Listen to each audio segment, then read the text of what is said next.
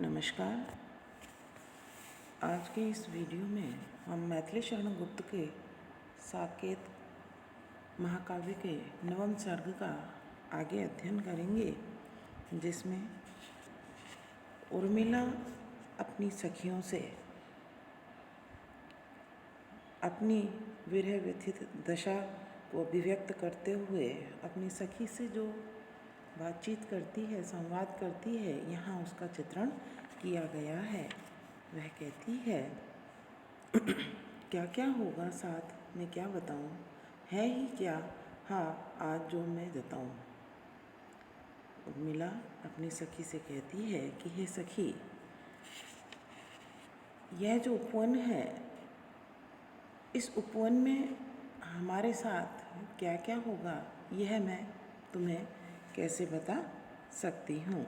क्योंकि वो कहती है कि मैं तो विरह वेदना से व्यथित हूँ, विरहिणी हूँ, और विरहिणी होने के कारण मुझे इस उपवन में यहाँ कुछ भी नहीं अच्छा लगता। तो इसीलिए वो कहती है कि हमारे साथ क्या होगा ये मैं कैसे बता सकती हूँ। आगे कहती है कि अब मेरे पास कौन सा अधिकार है, उस अधिकार को मैं तुम लोगों पर जताऊं, यानी प्रकट करूं कि मेरे प्रियतम यदि यहाँ होते तो मैं अधिकार पूर्वक तुमसे कुछ भी कह सकती, लेकिन अभी प्रियतम यहाँ नहीं है, इसलिए मैं अपना अधिकार कैसे प्रकट करूं।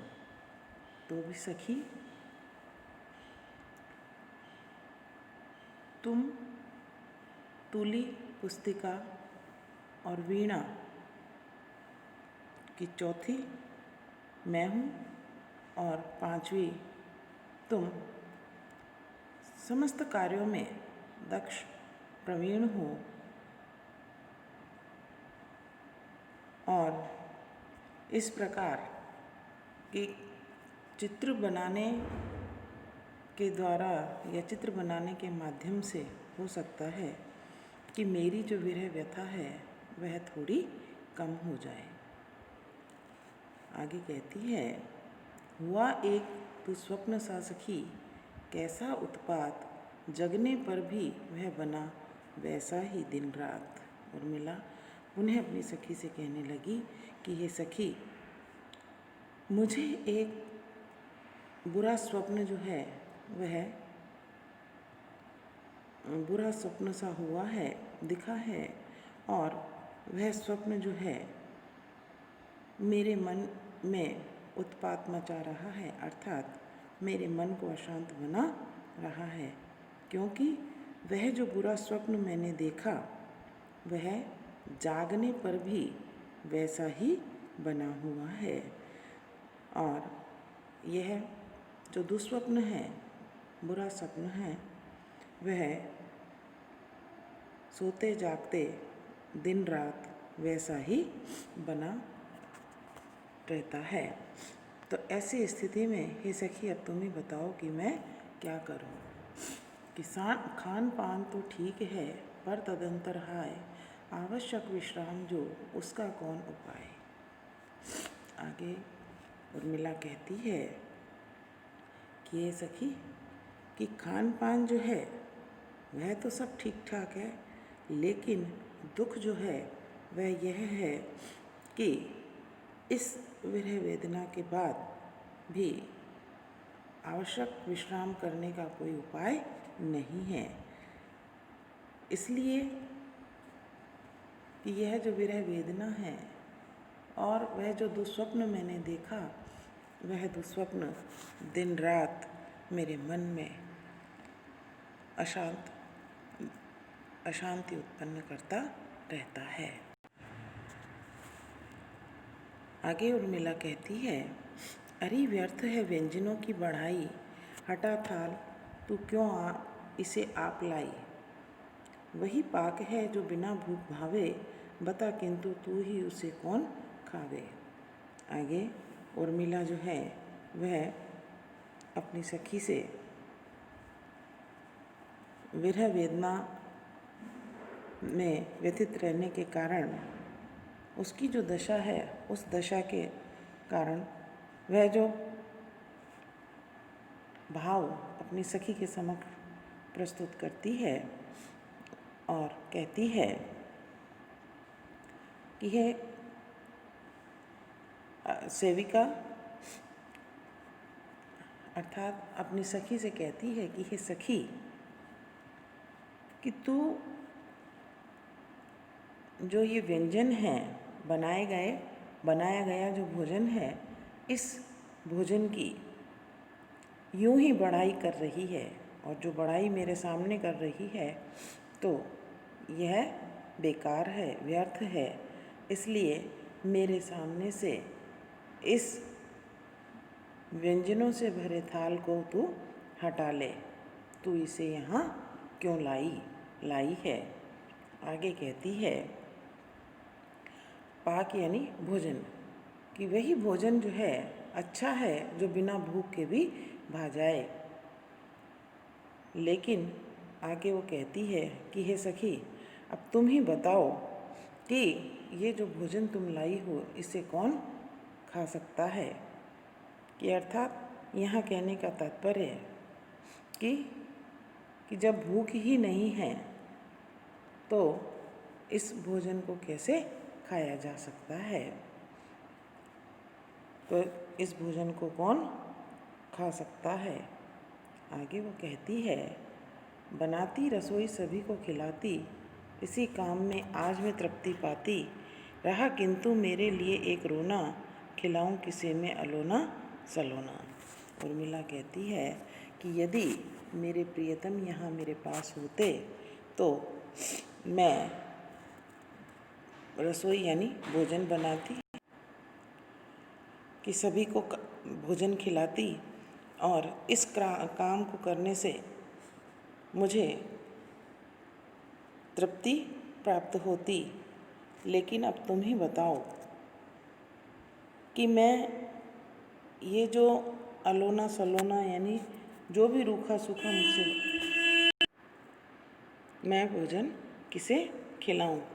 क्योंकि वो कहती है कि भोजन करने वाले प्रियतम मेरे पास नहीं हैं, और इसी बात का मुझे रोना है। अर्थात इसी बात का मुझे दुख है कि मेरे प्रियतम पास नहीं है, इसलिए मैं जैसा भी भोजन मुझसे पक जाए बन जाए वैसा भोजन मैं किसे खिलाऊं।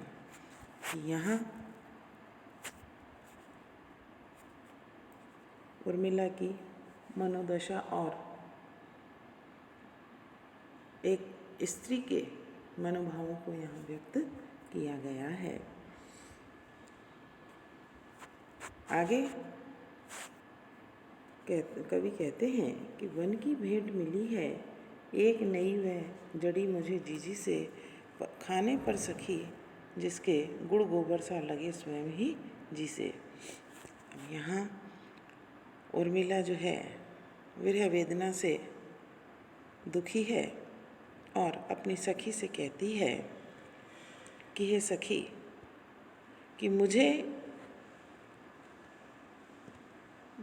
वन की एक भेंट मिली है, कि मुझे जीजी अर्थात जो सीता है उस सीता से वन की एक भेंट, वन से भेंट रूप में एक मुझे एक नई जड़ी मिली है।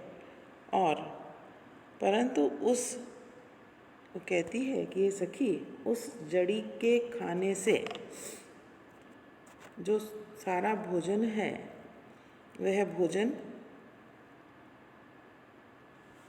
जो सुख देने वाला होता है वह भी गुड़ गोबर के समान लगता है। कहने का तात्पर्य ये है कि सीता जो है वह स्वयं अपने पति के साथ वन में गई हैं, तो वह उसे तो मानो पति सेवा का वह सुख उन्हें मिला है, और उनके इस प्रकार श्री राम के साथ वन में जाने से मुझे मानो पति सेवा रूपी जो जड़ी है वह भेंट के रूप में मिली है। तो इस कारण कि मुझे इस घर के महल के सारे जो सुख भोग हैं वे सब नीरस लग रहे हैं, गुड़ गोबर के समान लग रहे हैं। आगे कहती है कि रस है बहुत परंतु सखी, विष है विषम प्रयोग, बिना प्रयोगता के हुए यहाँ भोग भी रोग। आगे उर्मिला कहती है कि इस जीवन में, हे सखी, इस जीवन में रस तो बहुत है, जीवन में सुख तो बहुत है और सुख के साधन भी बहुत हैं, लेकिन विष का जो प्रयोग है वह विषम यानी विपरीत है। कहने का तात्पर्य कि यहाँ तो सारे जो सुख भोगने वाले जो साधन हैं वह साधन भी बिना रोग बन गए हैं। उर्मिला के कहने का तात्पर्य है कि वह कहती है, हे सखी, कि मेरे प्रियतम के वनवास में चले जाने के कारण जीवन के सारे सुख भोग जो हैं मेरे लिए इस विरह वेदना को बढ़ाने वाले प्रतीत हो रहे हैं। तो इन सारे सुख भोगों का उपयोग तो मेरे लिए विष के समान हैं और रोग को बढ़ाने वाले बन गए हैं। तो इस प्रकार यहाँ उर्मिला की विरह व्यथा और उसकी मनोदशा को व्यक्त किया गया है। आगे उर्मिला कहती है कि लाई है शीर क्यों तू, हट मत करियो, मैं पीऊँगी न आली, मैं हूँ क्या, हाय कोई शिशु सफल हटी, रंक भी राज्यशाली। कि अब यहाँ प्रियतम के वन में जाने के पश्चात कि उर्मिला विरह व्यथित है और विरह व्यथित होने के कारण वह अपनी सखी से कहती है कि हे सखी, तू ये शीर यानी दूध, कि ये दूध क्यों लाई है, तू इस दूध पीने का जो आग्रह मुझसे कर रही है, हट कर रही है, यह हट मत कर, क्योंकि मैं इस दूध को नहीं पीऊँगी। आगे कहती है कि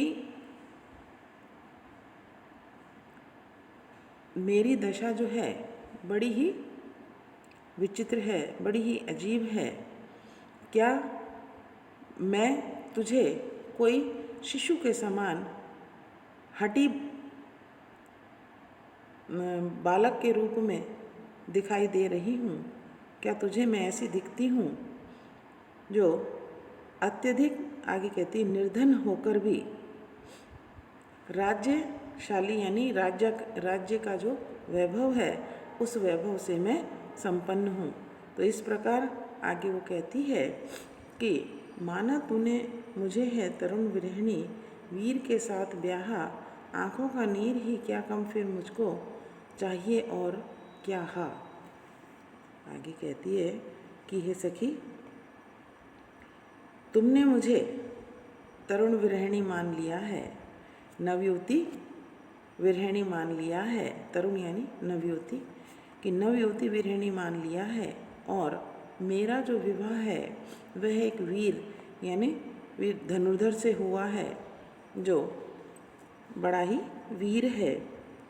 तो वीर की पत्नी होने के कारण वो कहती है कि मेरे आँखों से बहने वाले जो अश्रु हैं, आँखों का नीर यानी जो अश्रु हैं वे ही क्या कम हैं कि यह अश्रुओं से बहने वाला जो अश्रु जल है, यह अश्रु जल ही मेरे जीवन का जल बन गया है। तो आगे वो कहती है कि हे सखी, अब मुझे और क्या चाहिए। तो इसमें कहती है कि जितने भी ये जो भोज्य पदार्थ है या भोजन करने वाले जो पदार्थ हैं, इन सबका मुझे किसी भी प्रकार की आवश्यकता इनकी नहीं है। तो इस प्रकार यहाँ उर्मिला की उन्माद स्थिति का वर्णन किया गया है। अनुप्रास उपमा अलंकार हैं।